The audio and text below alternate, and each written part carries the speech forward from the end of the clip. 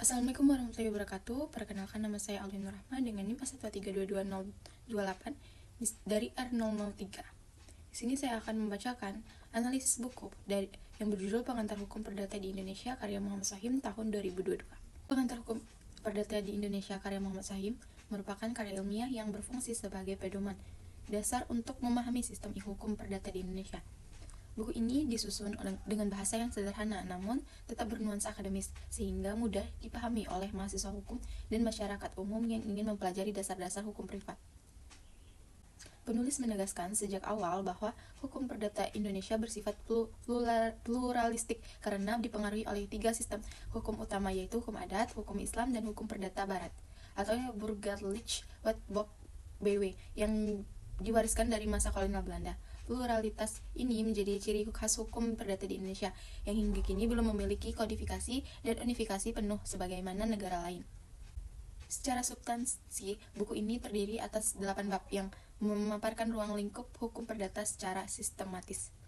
Bab pertama berisi pengantar mengenai pengertian hukum perdata, sejarah berlakunya KUH Perdata atau BW, serta sistematikanya. Dalam bab ini dijelaskan bahwa hukum perdata mengatur hubungan antar individu atau badan hukum dalam konteks hak dan kewajiban, berbeda dengan hukum publik yang melibatkan peran negara. Bab kedua membahas hukum perorangan yang mencakup subjek hukum, kecakapan bertindak, domisili, pencatatan sipil, dan kewarganegaraan. Bab ini menekankan pentingnya status hukum setiap orang dan kedudukannya sebagai pendukung hak dan kewajiban dalam masyarakat.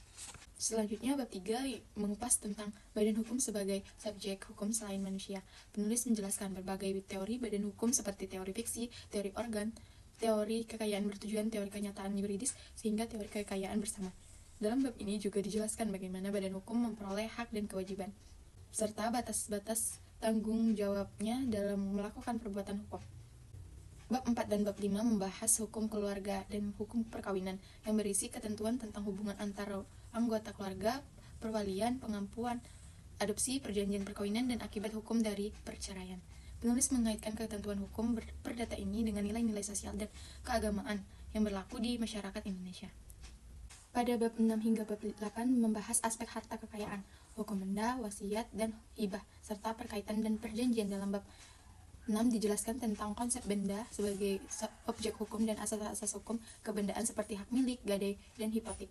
Bab 7 membahas tentang wasiat dan hibah sebagai bentuk perbuatan hukum yang timbul karena kehendak seseorang untuk memberikan hak kepada pihak lain. Sedangkan bab 8 menguraikan secara rinci mengenai perikatan dan perjanjian yang menjadi inti dari hubungan hukum dalam kehidupan sosial dan ekonomi. Penulis menyoroti asas konsensualitas, syarat sah perjanjian, hingga akibat hukum dari one prestasi sebagai bagian penting dalam praktik hukum perdata. Secara keseluruhan, buku ini menyajikan pemahaman yang utuh tentang struktur dan ruang lingkup hukum perdata Indonesia. Penulis berhasil menguraikan teori-teori dasar secara aplikatif dengan menyesuaikannya pada konteks hukum nasional yang majemuk.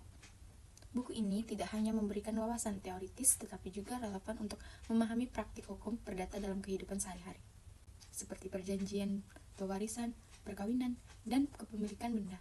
Dengan demikian, karya penulis ini menjadi literatur penting dalam memperkuat dasar keilmuan mahasiswa hukum dan menjadi referensi awal untuk memahami bagaimana hukum privat berfungsi sebagai pengatur hubungan antar individu dalam masyarakat Indonesia. Itu saja yang dapat saya sampaikan, kurang lebihnya mohon maaf. Wassalamualaikum warahmatullahi wabarakatuh.